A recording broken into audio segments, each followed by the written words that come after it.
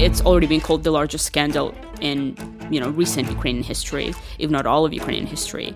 And it's happening in the energy sector. And if you're the Minister of Energy and this is happening right under your nose, then you're definitely, regardless of whether she was charged or not, she still has political responsibility over the fact that it happened on her watch. It's the Lawfare podcast. I'm Benjamin Wittes, editor-in-chief of Lawfare, with Lawfare Kyiv fellow Anastasiia Lapatina. Is Zelensky directly implicated? Is he part of all of these corruption schemes? In which case, he is, of course, guilty. Or is he just so incompetent at his job and so completely oblivious? Today, we're talking energy, attacks on energy infrastructure in Kyiv, attacks on Russian refining capabilities all over the Russian Federation, and a massive energy scandal that has broken out in Ukrainian domestic politics.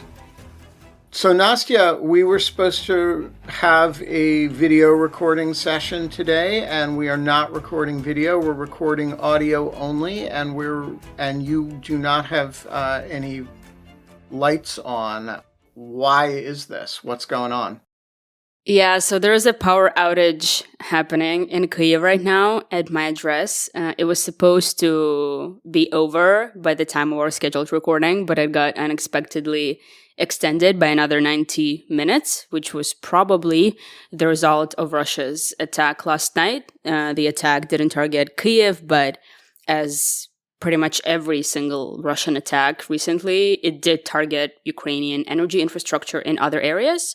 And since, of course, the energy infrastructure in Ukraine is highly centralized and everything is very much connected, I bet that that's why the scheduled power outages in Kyiv are prolonged, longer than I expected. So, I'm not in total darkness. I'm very lucky to have a large portable battery that's big and expensive, but is very, very useful because it can power a lot of stuff in your apartment. And that's why we're able to record it all.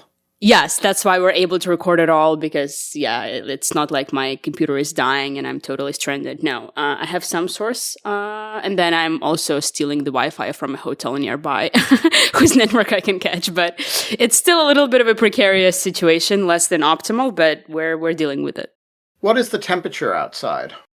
It's actually quite cold. I'm glad you asked that. It's 2 degrees Celsius, which is almost freezing, right? But what is that in Fahrenheit for Americans? Yeah, it's about 35 degrees. So it's pretty cold. It's cold to not have heat. What is the relationship for most Ukrainians between electricity and power availability and heat in their homes? So it's quite complicated.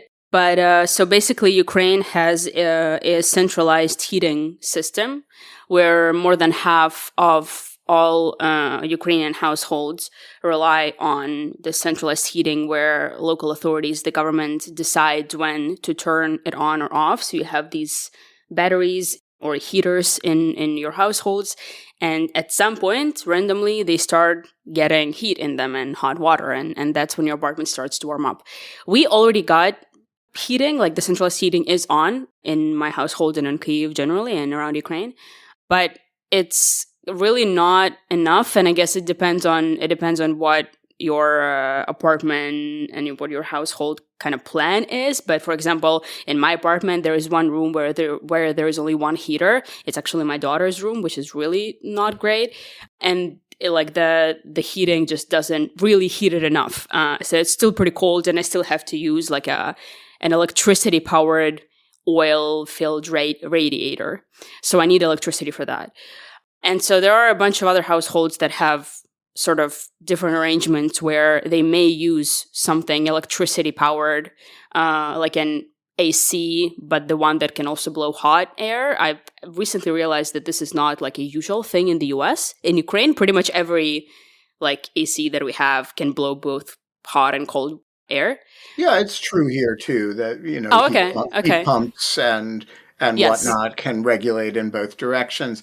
But you need electricity for that, yeah. Right. The point is, if the power goes out, it does not necessarily affect the centralized post-Soviet Soviet era central heating that powers gazillion buildings, but it very much affects individual apartments that are supplementing that or that don't have access to that at all, and rely on electricity to one degree or another for heat.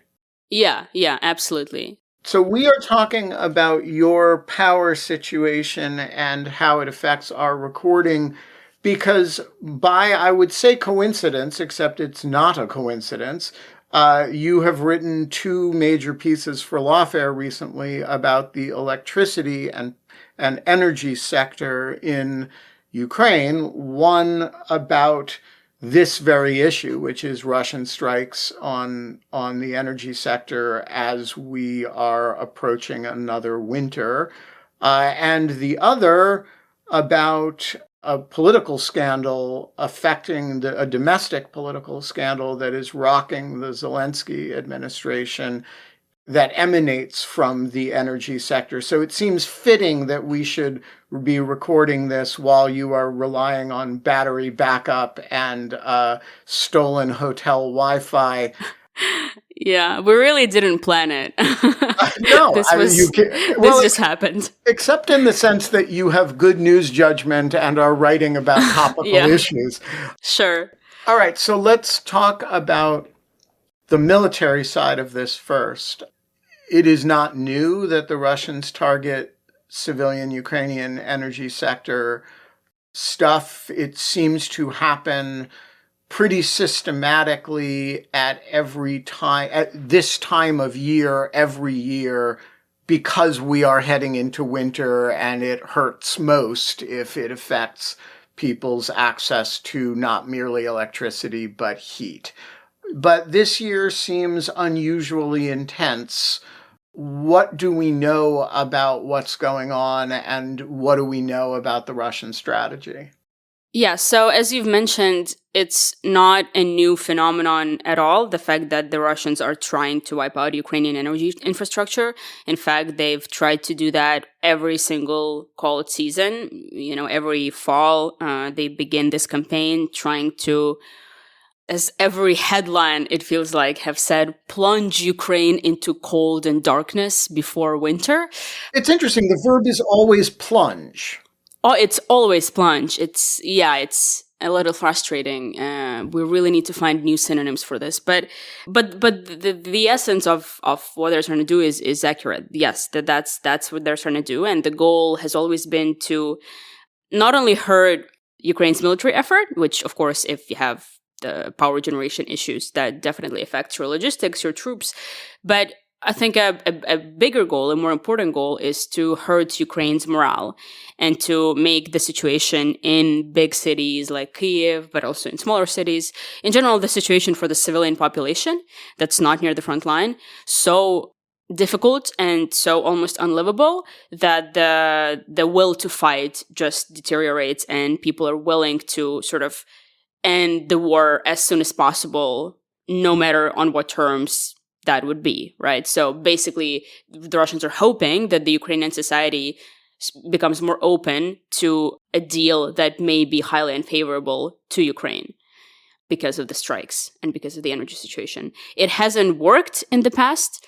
And in fact, I'd say it only hardened Ukraine's resolve, right? It's sort of a very typical Ukrainian phenomenon because every time there would be some terrible attack with mass civilian losses that clearly is trying to just spread this terror among the civilian population and sort of terrorize people into submission, it never works. Like, it has never worked before and it doesn't work now. But all that is to say that this winter is different and it feels different. And there are several factors for why. One is that the Russians have greater quantities of better weapons. So they mainly use drones to attack Ukrainian energy infrastructure, but also some cruise and ballistic missiles. And the drones in particular have gotten a lot better They are faster, they're harder to intercept, their payload is greater, so they're just deadlier upon impact. And all of that makes air defense a lot more difficult when it comes to the drones. Another reason is that the Russians are using new tactics and their overall strategy seems different from previous years. So in the past, they would launch these mass attacks against many different areas in Ukraine, or even one area, but it would be a little bit random. Like they would try to attack Kyiv a lot because it's the capital, and they would try to attack big cities. And it was quite bad, as in there were power outages every single cold season, and it was very imperfect for the civilian population. But everyone sort of got used to it, got portable batteries, got power banks, blankets, and sort of figured out how to live with it. And it was never quite as dramatic as everyone sort of feared it would be. And there was never a blackout, which everyone throws the word blackout around a lot, but it actually means something very specific. Like it's a cascade failure of the electricity grid of the system, which just means that for example, if the Russians attack many energy sites at once and suddenly all of them stop working, the overall frequency drops like by too much too quickly. And so the operators of the grid, like people and engineers taking care of it, just lose access to it because a bunch of energy sites, to prevent sort of, the melting of the wires and explosions and stuff, they just shut down for an emergency safety reason sort of thing. So a bunch of energy sites during a blackout, which happened only once in Ukraine, would just shut down in a domino-like effect across the country. And so millions of people would be plunged into darkness all at once. So that's a very specific sort of technical term. And that happened only once in Ukraine. It happened in the fall of 2022. And that was pretty bad, but even that lasted for only like 12 hours because all of these things are very much repairable, if that's a word. Like it's not actually that hard to repair energy infrastructure if you have enough redundancies and enough equipment and you stock up on stuff. But back to the new strategy, what they're doing now in Ukraine is they're very methodically trying to attack the most vulnerable areas in Ukraine, which would be areas that are close to the front line and also areas close to the Russian border. So the ones where it's the easiest for Russian weapons to reach Ukrainian territory. So they would be attacking Donbass, Donetsk Oblast. They are attacking Dnipro. They're attacking Kharkiv, Zaporizhia. So they're basically attacking much of the central but more eastern Ukraine. And if you look at a map, it appears like their strategy is to sort of split Ukraine in half. And what they're trying to achieve is they would increase the electricity demand in the east because they would wipe out all of the infrastructure. And the western Ukraine, all of the plants in western Ukraine would essentially not be able to deal with that demand. So that's a new strategy. And it's unclear if it's going to work, but they are being more methodical. And so experts say that the situation is a lot more precarious this time around. All right, so there's another big difference this year, which is that Ukraine is hitting back at Russian energy infrastructure, although it's a different energy infrastructure. It's not civilian energy power. It's gas refineries and Russia's ability to produce and sell refined oil products. What is going on the offensive Ukrainian side? You're right that Ukraine has been carrying out its own deep strike campaign against Russian energy infrastructure. And Ukraine isn't doing it necessarily in response to Russian attacks because the Ukrainian campaign has been going on for many months now, actually, and it surely ramped up in August. And Ukraine has been hitting many refineries, depots, pumping stations, export terminals, all sorts of sites with the long-range drones that it produces domestically, as well as the missiles. And there are some statistics that say that Ukraine launched more than 60 attacks into Russia between August and October. So in the span of around 3 months. It's a pretty tricky campaign to analyze in terms of how much damage it can actually do. Again, because Russia has a huge repair capacity. Its industry, despite the sanctions and despite the Ukrainian attacks, is pretty strong. So essentially, the long-term success of the Ukrainian campaign depends on for how long Ukraine can keep it up. So on the continuity of the attacks and the scale of the attacks. Because essentially, these Ukrainian attacks, they don't destroy a refinery completely, or they don't destroy an energy site entirely. What they do is they damage it, and then Russia has to pump resources and spend money and time on repairing it. And what Ukrainians have been doing is they're hitting the same sites over and over and over, essentially plunging the people who work there in this constant cycle of repair, which is costly. And of course, one refinery in that situation isn't that costly, but if it happens all around the place, right? And if it keeps happening, then the costs accumulate. And with the sanctions that are imposed in Russia, the repairs can actually get pretty costly in terms of the delivery of certain stuff that's needed for those repairs. So what's also interesting about this campaign is that the U.S. has actually been playing a key role in it. Supposedly, U.S. has been sharing crucial intelligence for targeting, including for the evasion of Russian air defenses, which is a big move for the Trump administration, because with the previous administration, the Biden administration, officials there were sort of vehemently opposed to the idea that the U.S. would be in any way involved in Ukrainian strikes, deep strikes into Russian territory. They were against Ukraine using American weapons to do that. They were also against the very idea of Ukraine hitting Russian energy, actually. They discouraged the campaign in general, whereas now we see this very real shift between the administrations, which, of course, is a good thing for Ukraine long term. And as far as we can tell, the effect that it's having, there have already been reported shortages of fuel in Russia, in many areas in Russia, and some areas even introduced sort of rationing at the gas stations. Ukraine, of course, is selling this as sort of the Ukrainian sanctions, right? It's sort of pitting this campaign against the timid West, who is so slow with imposing more sanctions against Russia. And so Ukraine is taking matters in its own hands, kind of thing. And again, as I've said, it's hard to know what effect this has, what immediate effect this campaign has. Well, one immediate effect is that it's raising the price and restricting access to gasoline in Moscow. And, you know, the for the civilian population, yeah. Sure. For the civilian population. One problem that Ukraine has had over the course of the war is that Moscow elites are relatively shielded from the consequences of it. The average Russian soldier is, not a Muscovite. And, I do think there are a limited number of ways for the Ukrainians to bring the war home to and have them affect people who Putin actually has to keep happy. And this actually does seem to be one of them. Yeah.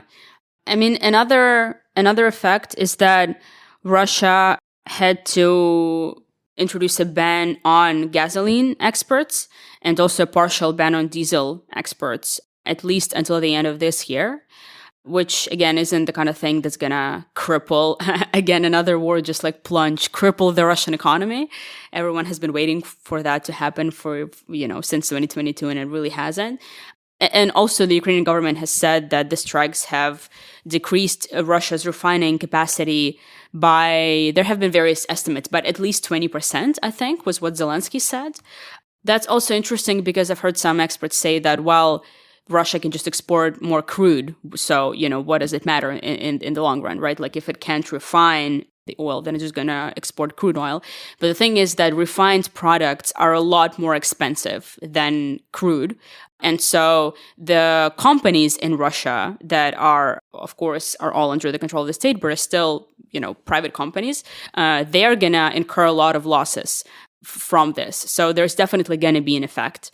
even if you may see sort of like the spike in the export of crude because the refining capacity has gone down. So it's a lot of very difficult math, and it's not kind of immediately obvious what's going to happen. But if the scale of the attacks continues, then in the long run, it's definitely going to be a growing problem. All right. So it is against all of that background, with genuine hardship created by the Russian campaign within Ukraine, as well as a kind of excitement that there, while not reciprocal in character, Ukraine is on offense in the energy sector in some ways, that a giant scandal erupts in domestic Ukrainian politics about, of all things, the energy sector. So give us an overview of the scandal. What is the allegation, and how serious is it at this stage? So the scandal really began on Monday, November 10th, when the National Anti-Corruption Bureau of Ukraine, which we call NABU, announced that it had uncovered a high-level criminal organization whose members basically built a large-scale corruption scheme to influence strategic enterprises in Ukraine's energy sector. So they announced that there was this operation called Midas, and they say that it was a 15-month-long operation, and they've got thousands of hours of wiretapped conversations of people involved in this organization, and all of this sort of uncovers a large-scale corruption in the energy sector. When you say, just I want to clarify terms, when you say organization, I take it you mean in what we would call a conspiracy, as in it's not like a formal organization. No, like a criminal organization. So this is a criminal scheme inside the Ukrainian energy sector. Yes, exactly. So the more NABU describes what actually happened and what they've uncovered in statements, the more we learn that the scheme that they've uncovered concerns mainly a firm called Energoatom. It's a Ukrainian state-owned company which operates all of Ukrainian nuclear power plants, which is a huge responsibility because 4 of them currently generate half of Ukraine's electricity. So the nuclear power plants provide sort of the base load for all of the heavy industry and stuff like that. Energoatom is a company with massive financial flows and massive influence and responsibility. And so what the scheme entailed is that the company's contractors were forced to pay 10 to 15% of the contract value in kickbacks to this criminal, in the words of NABU organization. So the scheme was basically like, if you were a contractor providing services or goods to Energoatom, in order to keep doing that, in order to keep being a supplier, and also in order to actually get paid for your goods and services, you were supposed to also pay a bribe of 10 to 15% in your contract value to the company itself. And so NABU said that there were a number of individuals involved in the scheme, including current and former government officials, as well as some powerful businessmen. And we now know the situation with the actual individuals who were involved in it, their names. It's a bit tricky because NABU has only confirmed, I think, 2 or 3 individuals, and a lot of others it hasn't yet confirmed because the investigation is still sort of ongoing. And so they still haven't issued notices of suspicion to every single person who was involved. But the names of everyone involved have nevertheless been leaked to a big number of reputable Ukrainian outlets and also corroborated by lawmakers who have sources inside NABU and other law enforcement agencies. So all of that is to say that why it may have not been officially confirmed in every single person's name, but we pretty much know exactly who was involved. And so that's where actually all of the sort of trouble lies, because the people who were involved include people close to President Zelensky, close to the president of Ukraine, Volodymyr Zelensky. For example, one of the leaders of this criminal organization is Timur Mindic, a businessman who is a close friend of Zelensky and also his longtime business partner. So before Zelensky became president, he co-owned a film production studio, Kvartal 95, Kvartal 95 in translation. That's how Zelensky made his career, made much of his wealth. And Mindic, this businessman, co-owned the company with Zelensky. And then when Zelensky became president, he transferred his shares. So they've known each other for a very long time, and they've been close personal friends and business partners. And so this guy, who is a very interesting figure because I'm sure most Americans have never heard of him, because most Ukrainians actually have also not heard of him until like around 2024. Because he's never really had much of a public political life. He's not like your typical Ukrainian oligarch, a person with massive wealth and influence, and everyone sort of knows that that person has political influence that he shouldn't have. Mindic was never like that.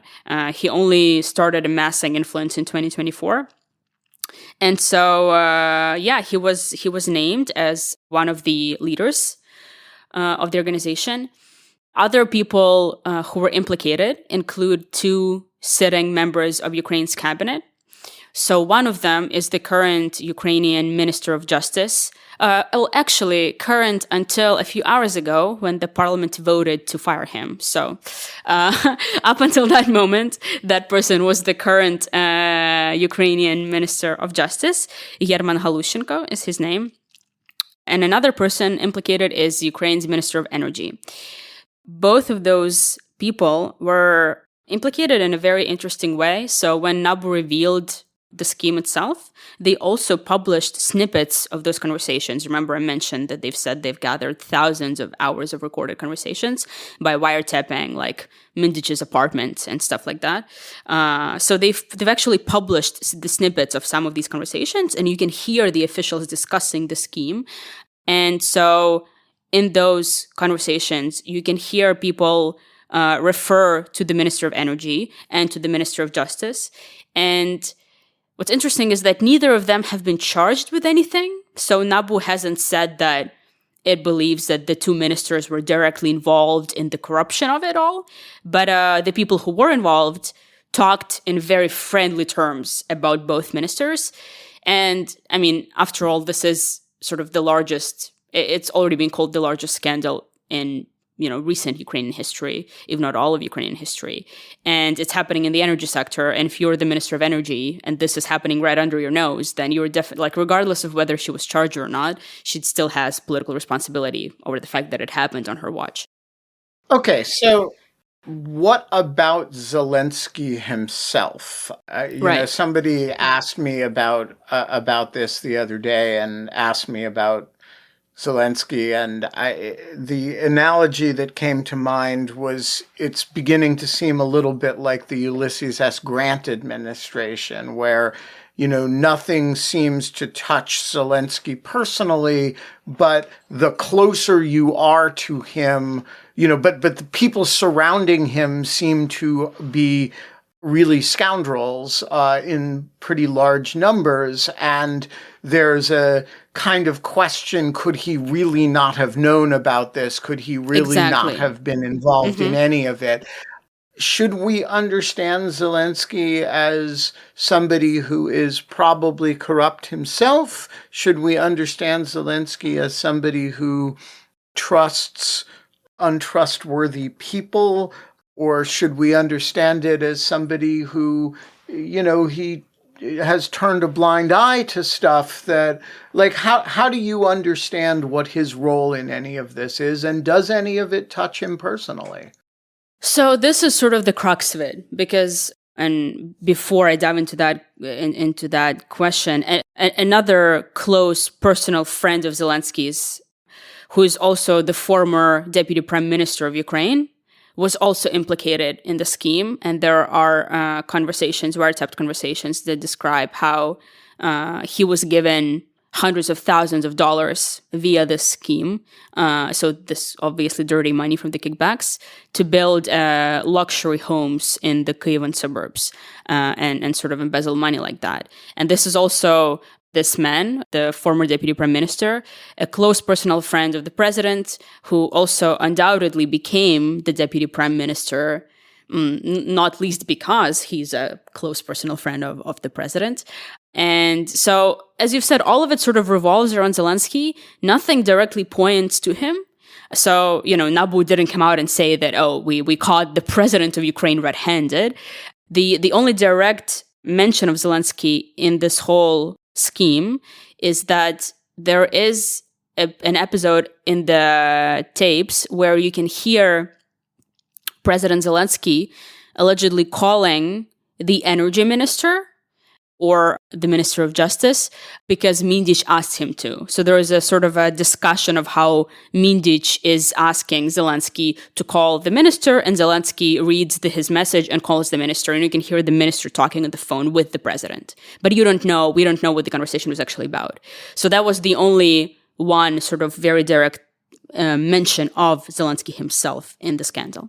But there is one thing that ties Zelensky, if only indirectly, but very importantly to the scandal, which is that the last scandal in Ukraine was President Zelensky getting the law changed to bring NABU and its sister organization more directly under presidential authority. They are currently independent.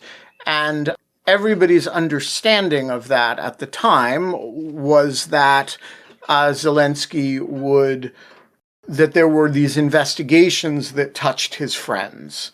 Mm-hmm. And now we see what one of those investigations was. Yeah. It does seem like, at a minimum, Zelensky can be accused not merely of tolerating corruption from people close to him, but of trying to, I don't think the word rig is too strong, rig investigative processes to relieve pressure on them. Is that fair? So, yes, you're right to bring up that story that happened in July of 2025, this summer, and that effort by Zelensky's administration to take control over NABU and SAPO, which are independent by design, specifically so they can go after the highest echelons of Ukrainian government. That sparked the first mass protests in Ukraine since 2022, because it was perceived by everyone as an obvious power grab and an obvious effort by Zelensky to shield his friends from prosecution. And it's widely understood now that Operation Midas, which we learned about on Monday, was specifically the thing that sort of tipped Zelensky off in the summer. So all that is to say that if there were no protests, if Zelensky and his allies in government were able to crush the independence of NABU and SAPO in the summer, it's, not just very likely, but I think sort of obvious that none of us would learn about Operation Midas or about Energoatom right now.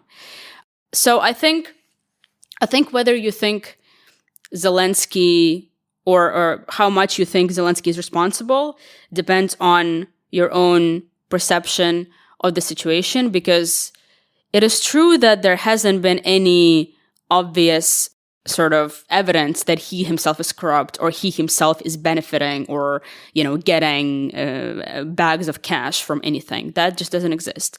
It is true that people loyal to him, his personal family friends, people who've clearly made political careers thanks to the fact that he is their friend, all of those people who he let accumulate power, they are corrupt. That's a fact. Many of them are.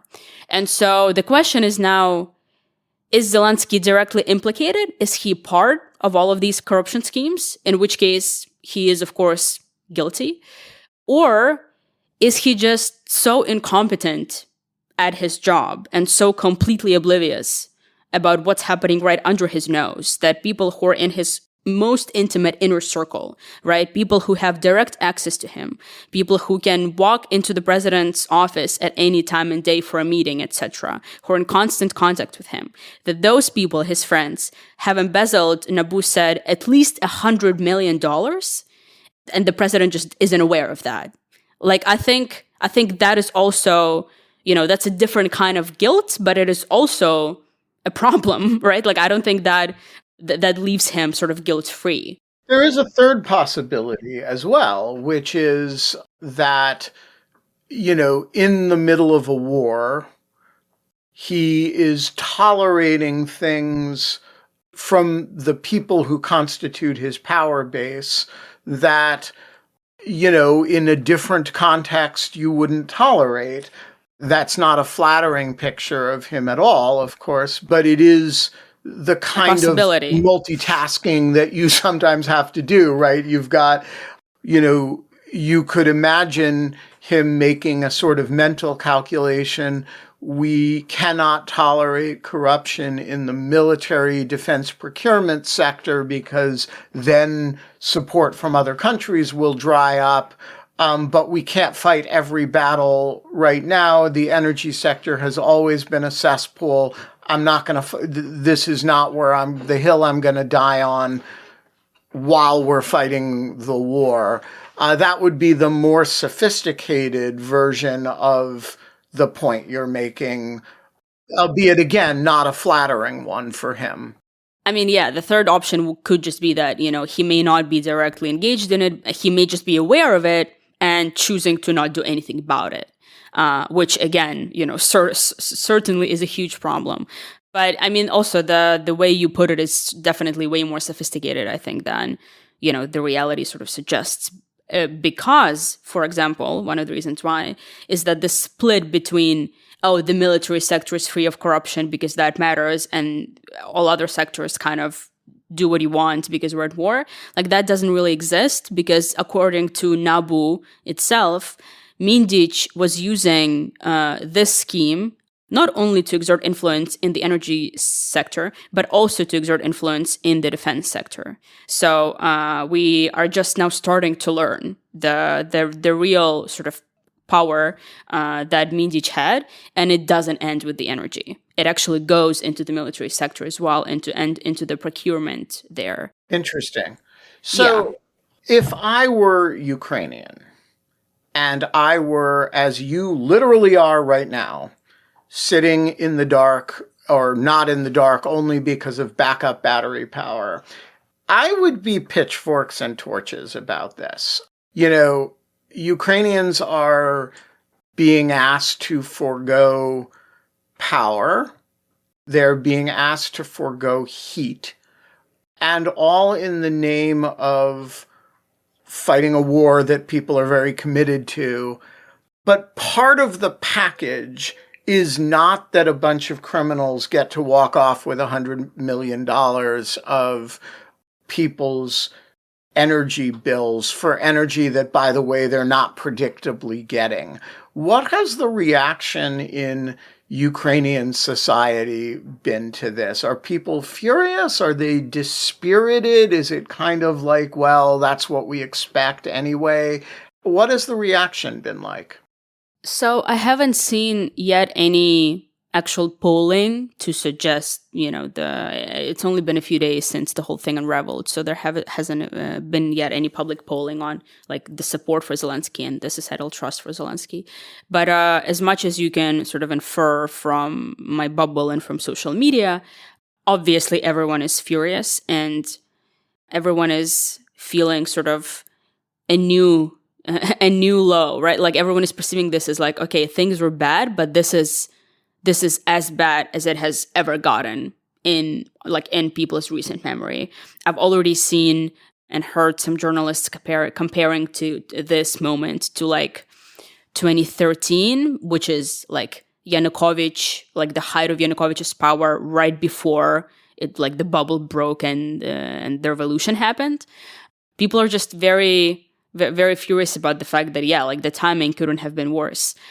At the same time, and I think this is the view that I subscribe to personally more, which I also argue in my recent Lawfare piece, there have been some people who pointed out that, look, nothing that we learned from these revelations by NABU is anything, deeply shocking about how the Ukrainian political system works. I mean, everyone knows that Ukraine has a corruption problem in the government. It's never been a secret that Zelensky's inner circle is engaged in that corruption. Everyone also knows that the energy sector is one of the most lucrative in the country. I mean, most Ukrainian oligarchs, like actually, infamous people with huge amounts of money, not like Mindich, like actual oligarchs, most of them have had stakes in energy. That's how they became oligarchs in the 90s. And so everyone knows that the energy sector is rampant with corruption. So there was actually nothing profoundly new about this, apart from like the specific scheme at play. What was new, however, is the fact that this scheme was uncovered not how it would usually be by journalists or investigative journalists or anti-corruption activists or some opposition lawmakers. This time, pretty much, I'd say for the first time in history, in Ukrainian history, a criminal scheme of this level, touching so close to the president himself, like one handshake away, was uncovered by an actual government institution, right? By the Anti-Corruption Bureau, which is a real institution with real detectives who have weapons, who have jurisdiction, who can prosecute people and go to court and make a case. And that's like a novel thing in Ukrainian history because Ukrainian law enforcement agencies have always been loyal to the president and under control of the president. And most of them remain under the control of the president. There is a number of Ukrainian law enforcement agencies, most of which, like the State Security Service, the SBU, they report to Zelensky and are widely perceived as loyal to him, essentially doing whatever he wants them to do. NABU and SAPO are agencies that are not like that. They were created after the Revolution of Dignity as part of Ukraine's anti-corruption reform. And they are unique in that independence component. They do not report to the president. They do not answer to the president. They essentially do whatever they want to root out corruption, to investigate corruption. And so there is also this camp in the Ukrainian civil society right now who are bringing up the fact that, look, like the very fact that an actual government law enforcement agency uncovered this and was able to investigate the closest people to the president, like that's an amazing achievement, because that's not something that could even be conceivable like 6, 7, 10 years ago. Like that just never happened, right? You could investigate previous, like your predecessors, right? Like Zelensky could make the SBU or somebody else investigate Poroshenko, his predecessor. But no one has ever been investigated as a sitting government to this scale. And so that's actually something to be celebrated. And it shows Ukraine's progress in its anti-corruption reform. And so what happens now? Mindich, as I understand it, has fled the country. He's in Israel, yes. And we have, as of today, a casualty in the justice minister. And also the energy minister. Yeah, and the both energy of them. minister. So what, is it over? What happens next? And what are you looking for over the next few days and weeks? So actually, it looks like it's just starting, to be honest. Today and yesterday were some pretty big days because essentially from all the facts that we now have, this is the biggest corruption scandal, definitely at the very least of Zelensky's presidency. So this is the biggest political crisis Zelensky himself has experienced and we as a country have experienced since the full-scale invasion. And as you've mentioned, 2 ministers were fired. And the government also announced a reboot of the management of Energoatom and also a bunch of other state-owned energy companies whose management is going to be rebooted. And there is also going to be supposedly a full audit of all of those state-owned energy companies. So, we're looking forward to seeing that. But there have also been a lot of reporting yesterday and today that Zelensky may be considering firing his chief of staff, Andriy Yermak. And Yermak is really seen as this symbol of Ukraine's sort of growing authoritarian streak, right? This monopolization of power that is happening under Zelensky. Yermak is seen as sort of the architect of that. And it's an open question what the dynamic is there between Zelensky and Yermak. I really don't think it's sort of like the Tsar doesn't know dynamic where Yermak is just doing all of these evil things, consolidating power, and Zelensky is just completely unaware. I don't think it's that. But he does see Yermak as sort of his go-to right-hand man, the sort of gray cardinal of Ukrainian politics. He's kind of an enforcer type. Yeah, exactly. Yeah. So he's sort of, Zelensky deals with these big picture things, gives speeches, dramatic speeches at parliaments around the world, and, sort of gathering allies around himself. And Yermak is sort of getting stuff done at home. And the way he's been getting stuff done at home is really suboptimal, to say the least, where he's been consolidating a lot of power. It's widely known that no one can really get any power in the Ukrainian government without Yermak allowing them to do that, right? As in, like, no one can become a minister if Yermak doesn't want them to become a minister, stuff like that. And so there has been growing reporting that Zelensky is considering firing Yermak to sort of show that he's willing to overhaul the system. And so I'm looking forward to that. And it might be another podcast episode if that happens, because that would be truly revolutionary and truly transformational.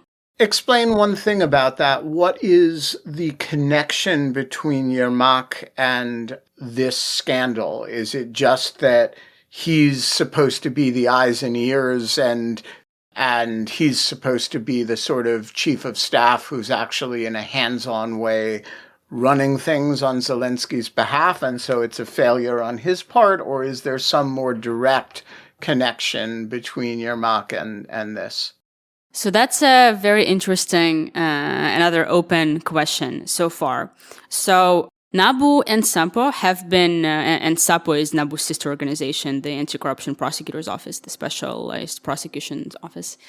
They've been sort of drip feeding this information about the scheme. Like, they would publish some snippets on Monday and then a bit more snippets on Tuesday. So we actually keep learning new details. And so we have recently learned that there was another player in this scheme, in the Energoatom scheme, whose code name, and all of these people have code names. It's pretty funny in Ukrainian, all of the people involved in the scheme.